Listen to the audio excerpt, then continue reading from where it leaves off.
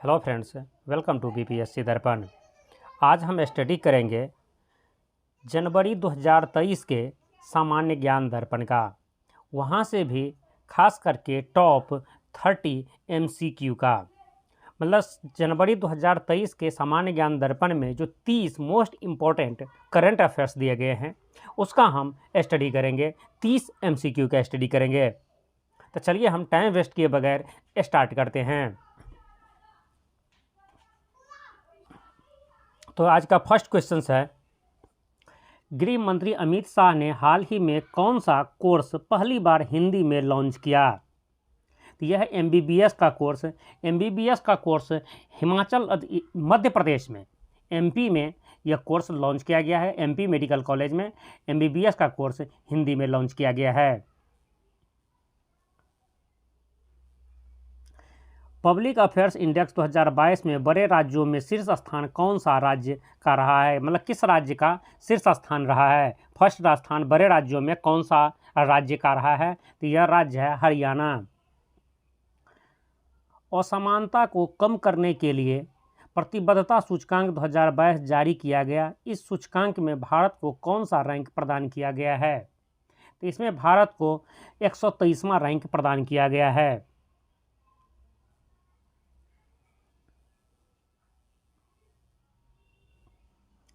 विश्व भूखमरी सूचकांक 2022 में भारत को कौन सी रैंकिंग प्रदान की गई हैं? विश्व भूखमरी सूचकांक विश्व वर्ल्ड हंगर इंडेक्स में भारत को 107वां स्थान प्राप्त किया गया है टोटल 121 देशों में। यहाँ पर दो इम्पॉर्टेंट फैक्ट है जो आप जान लीजिए। पहली कि वर्ल्ड हंगर इंडेक्स डेवलप्ड देशों को नहीं मापा जाता है। मतलब वर्ल्ड हंगर इंडेक्स में जो डेवलप्ड देश हैं, जो बड़े देश हैं, उनको इसमें नहीं रखा जाता है। उसे हटा करके ही जो डेवलपिंग या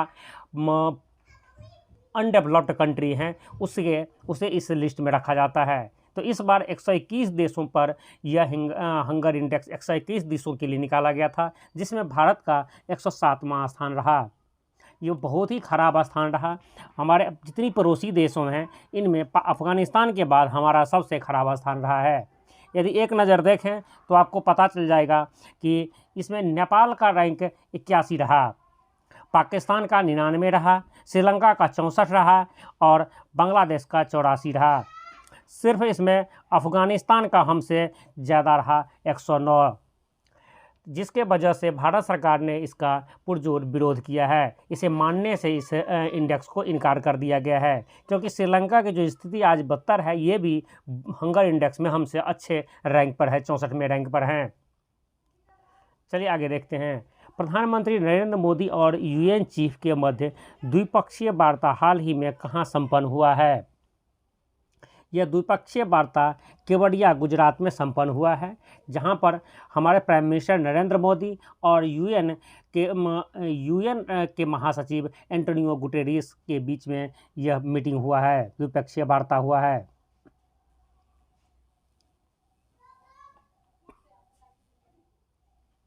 भारत और अफ्रीका के मध्य रक्षा संवाद भारत में किस स्थान पर 18 अक्टूबर 2022 को आयोजित किया गया? यह गांधीनगर गुजरात में आयोजित किया गया है।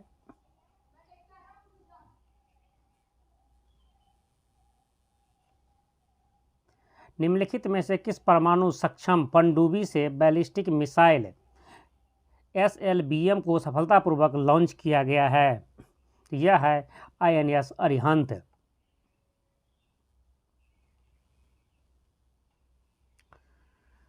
राष्ट्रपति द्रौपदी मुर्मू ने हाल ही में भारत की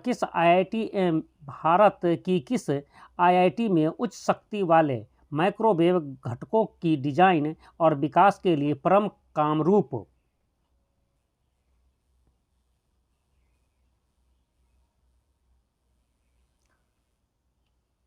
और प्रयोगशाला का वर्चुअल उद्घाटन किया है? यह किया है गुवाहाटी में। गुवाहाटी असम में है, जहां पर इसका उद्घाटन किया गया है। वर्तमान सर्वोच्च न्यायालय के मुख्य न्यायाधीश UU ललित ने किसे अपना उत्तराधिकार नामित किया है? यह DY चंद्रचूड़ को नामित किया है। मतलब DY चंद्रचूड़ UU ललित के बाद भारत के 50वें मुख्य न्यायाधीश नियुक्त किए गए हैं।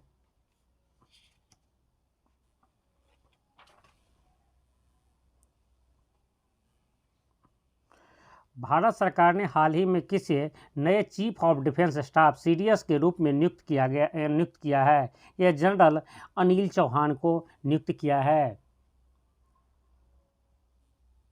जनरल अनिल चौहान भी उत्तराखंड से ही हैं, जहां से हमारे फर्स्ट CDS बिपिन रावत जी थे।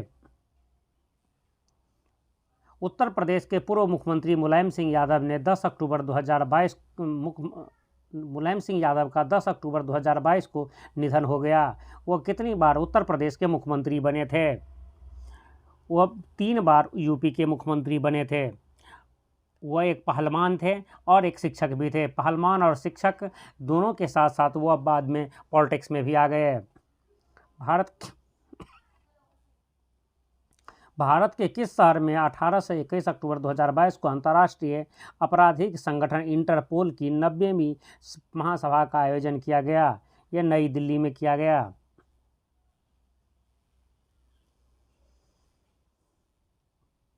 भारत सरकार ने हाल ही में कितने करोड़ रुपये स्वच्छ गंगा के लिए मंजूर किए हैं? यह 1145 करोड़ रुपया का मंजूरी दिए हैं। अंतर्राष्ट्रीय सौर गठबंधन ISA का 5वां सम्मेलन 2022 भारत में किस नगर में हुआ है? तो यह नई दिल्ली में हुआ है।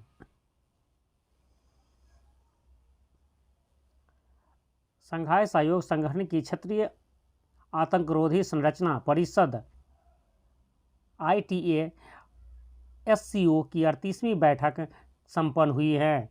यह कहाँ संपन्न हुई है?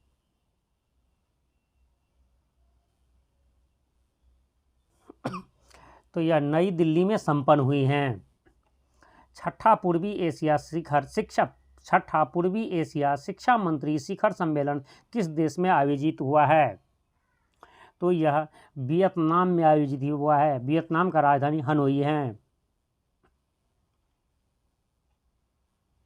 सतत पर्वतीय विकास शिखर सम्मेलन 2022 का आयोजन कहाँ संपन्न हुआ है? तो यह लेह में संपन्न हुआ है। जो लद्दाख की राजधानी लेह है, वहीं यह संपन्न हुआ है। और ये जो सतत पर्वतीय विकास शिखर सम्मेलन है, उसका जो है थीम था सतत पर्वतीय विकास के लिए पर्यटन का उपयोग।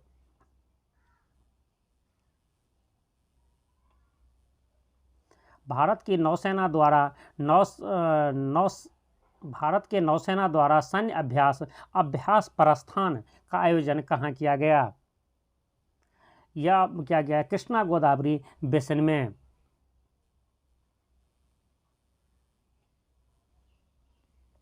हाल ही में किस टाइगर रिजर्व वन्यजीव अभयारण्य में बौद्ध गुफाओं और स्तूपों की खोज की गई है? तो यह बांधवगढ़ में किया गया है, जो MP में है।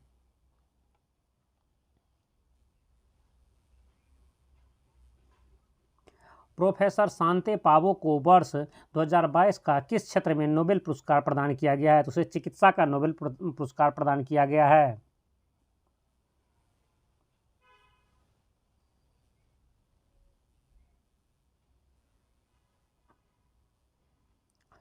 Ben S. बर्नाके, Douglas W. Diamond और फिलिप H. डायबबिंग को वर्ष 2022 का किस क्षेत्र का नोबेल पुरस्कार दिया गया है? तो इन तीनों को अर्थशास्त्र का नोबेल पुरस्कार दिया गया है। ठीक है, इसको इस तरह से आप याद रख सकते हैं। तीनों को याद रखना थोड़ा सा मुश्किल काम है, लेकिन थोड़ा नाम अटपटा सा है, फिर भी आप चाहे तो उसे याद रख सकते हैं। याद रखने का मैं आपको तरीका तो ऐसे याद रखे, बेन, डगलस और फिलिप। बेन, डगलस, फिलिप तीनों को ही अर्थशास्त्र का नोबेल पुरस्कार दिया है। तो इस तरह से 2-4 बार आप प्रैक्टिस करेंगे बेन, डगलस, फिलिप, तो आपको इस तरह से नाम याद हो जाएंगे। पूरी नाम याद रखना थोड़ा कठिन काम है।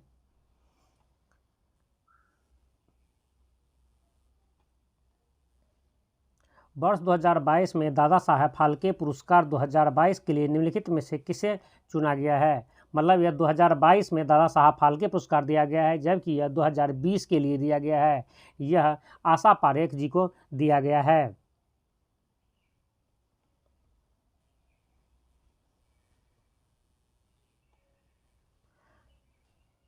हाल ही में शीर्ष प्रदर्शन करने वाले किस राज्य को आयुष्मान उत्कृष्टता पुरस्कार 2022 प्रदान किया गया है? तो यह जो है सो आंध्र प्रदेश को प्रदान किया गया है। चलिए ऑप्शन नीचे हैं, देख लेते हैं नेक्स्ट पेज पर। तो ऑप्शन जो आपको यहाँ दिख रहे हैं आंध्र प्रदेश को दिया गया है। देखिए आयुष्मान भारत प्रधानमंत्री जन आरोग्य योजना के कार्यान्वयन में शीर्ष प्रदर्शन करने वाले राज्यों में जो पहला राज्य रहा है जो वह है आंध्र प्रदेश है, और शीर्ष प्रदर्शन करने वाला जो जिला रहा है वह है पार्वतीपुरम मान्य, यह भी आंध्र प्रदेश से हैं। ठीक है। और सर्वश्रेष्ठ प्रदर्शन करने वाले जो केंद्र शासित प्रदेश हैं उनमें दो का नाम है, एक है चंडीगढ़ और दूसरा है जम्मू एंड कश्मीर। नेक्स्ट देखते हैं, क्रिकेट का महिला एशिया कप 2022 का खिताब किस देश की टीम ने जीता है? तो यह जीता है आपके भारत ने, जो श्रीलंका को हरा करके जीता है।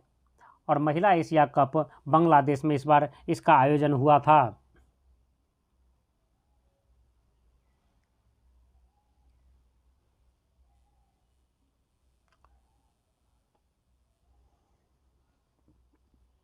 छत्तीसवें राष्ट्रीय खेलों 2022 में सर्वाधिक पदक किस राज्य की टीम ने हासिल की हैं?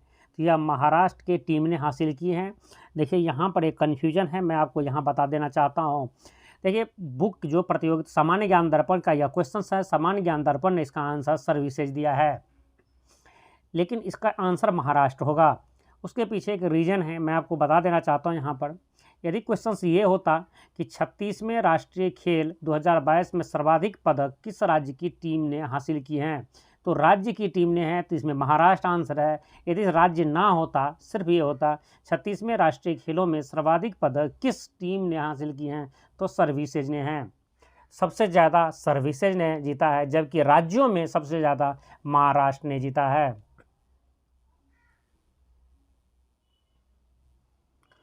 हाल ही में सर्वाधिक 400 T20 मैच खेलने वाला कौन सा भारतीय खिलाड़ी हैं?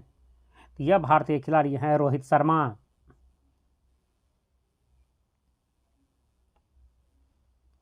किस भारतीय तेज गेंदबाज ने हाल ही में क्रिकेट से संन्यास लेने का घोषणा किया है? यह है झूलन गोस्वामी, जो महिला क्रिकेट से संबंधित हैं, और उन्होंने अपना आखिरी मैच इंग्लैंड के लॉर्ड्स के मैदान पर खेलने के बाद यह संन्यास लेने का घोषणा कर दिया है। और उसे झूलन गोस्वामी को चकदा एक्सप्रेस के नाम से भी जाने जाते हैं। यह भी एग्जाम में कई बार पूछे गए हैं।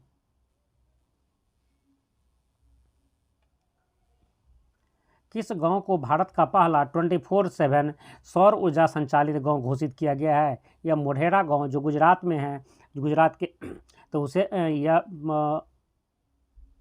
घोषित किया गया है। 24/7 का मतलब यह है यहाँ पर 24 घंटों 7 दिन जो है जो सौर ऊर्जा से गांव में रोशनी प्रकाश की आपूर्ति होती हैं।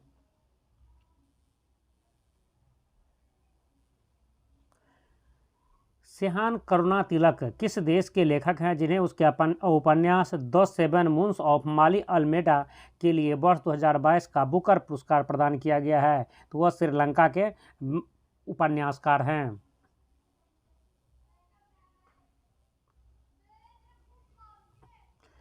निम्नलिखित में से किस शहर को प्रतिष्ठित वर्ल्ड ग्रीन सिटी अवार्ड 2022 प्रदान किया गया है? तो यह हैदराबाद को यह सर्टिफिकेट दिया गया है, यह अवार्ड दिया गया है। यह हमारा 30 MCQ जो मोस्ट इम्पॉर्टेंट करंट अफेयर्स का पार्ट था जो हमारा कंप्लीट हुआ। यदि आप इसका PDF चाहते हैं तो आप हमारे टेलीग्राम चैनल पर जा करके इसे डाउनलोड कर सकते हैं। टेलीग्राम चैनल जिसे आप सर्च भी कर सकते हैं, BPSC दर्पण के ही नाम से हैं, या इसी वीडियो के डिस्क्रिप्शन बॉक्स में इसका लिंक दिया हुआ है, यहाँ से क्लिक करके भी आप इस चैनल पर जा सकते हैं। यह वीडियो आपको पसंद आया हो तो उसे लाइक कीजिए, शेयर कीजिए,